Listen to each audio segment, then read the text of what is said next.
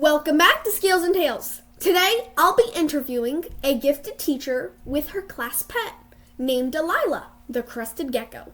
Let's get into it.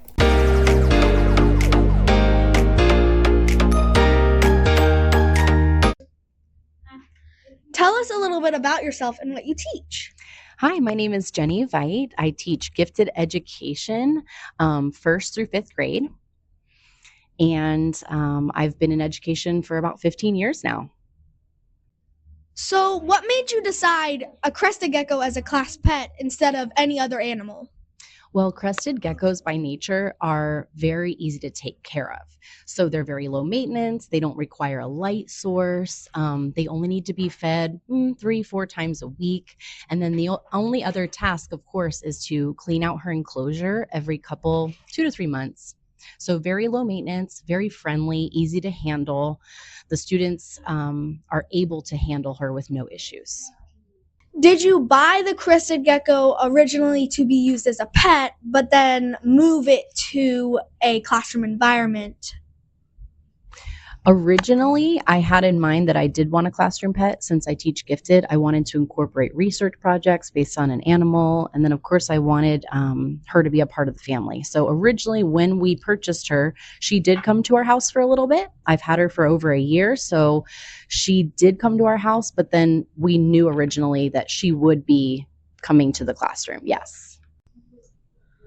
What were some of your students' very first reactions into meeting the gecko? Well, they were super excited because the way I introduced the lesson is I did a meet your new classmate, and they didn't know that it was a crested gecko. So we did like a scavenger hunt, and they had to research information, and I had printed out different cards. So they were super pumped. And then when we officially met her, we kind of got into a circle and got time to meet her and get to know her and hold her.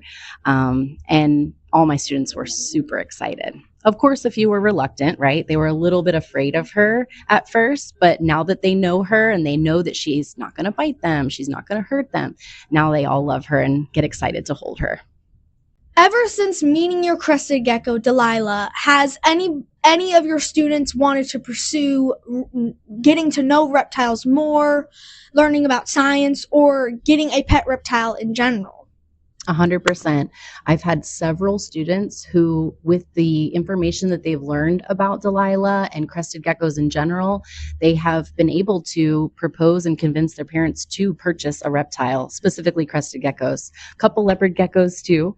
But being that Cresties are super low maintenance, they're kind of an easy sell to parents because they don't want something that's super high maintenance, and it's an easy way to have a pet that is fun and easy.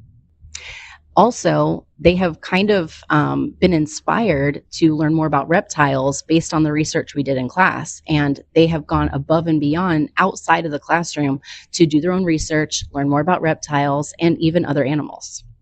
What does a typical day of caring for your Crested Gecko in the classroom environment? Like, what does it eat? And how do you keep it healthy in a stress environment like a classroom? Well, a typical day is usually she just kind of does her own thing in the morning. I feed on Mondays, Wednesdays, and Fridays, and my students help me. It's a premix called Pangea. It has fruit and insects in it. So her eating style is more of a lick rather than a bite. So I don't feed crickets or anything, especially because of the nature of the classroom. And then usually we just spray and mist and keep the habitat nice and humid 1 to 2 times a day. So it's very easy because basically the day-to-day is just making sure she's got a nice heavy spray at the end of the day and then feeding her 3 times per week. And the students also help with those things. How do you make sure she has a healthy and stress-free environment in the classroom?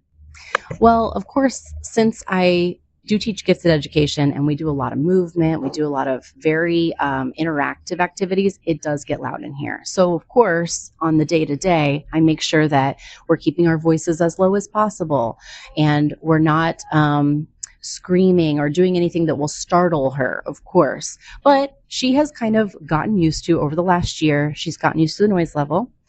But then also, the only thing that does worry me, and especially did in the beginning, was the fire alarm. She's gotten used to the fire alarm, and thankfully, it doesn't affect her in a way that would make her get so scared that she would remove her tail or anything. What happens to the crested gecko when there's like summer break, holidays, things like that? Well, I feed on Friday, so the weekends are not an issue. If there's an extended weekend, she's still fine because they can go very long without food. As a matter of fact, some Cresties go up to a week without food, but we don't allow her to do so. Our campus does stay open during the holidays, so I pop in and make sure that if it's an extended holiday like Christmas break or spring break, that she is being taken care of at least 1 to 2 times a week. And then during the summer, since that's a couple of months, we do have staff that are here during the entire summer that are willing to help out since we have other animals here on campus. What advice would you give teachers who are looking in to get a reptile as a classroom pet? Well, I'm kind of biased, but I would say to definitely go with a crested gecko, being that they're easy to care for, and the students really love how soft they are and how sweet they are, and how silly they are with their jumping and mannerisms. All right, that's it. Thanks for watching, and I'll see you next time.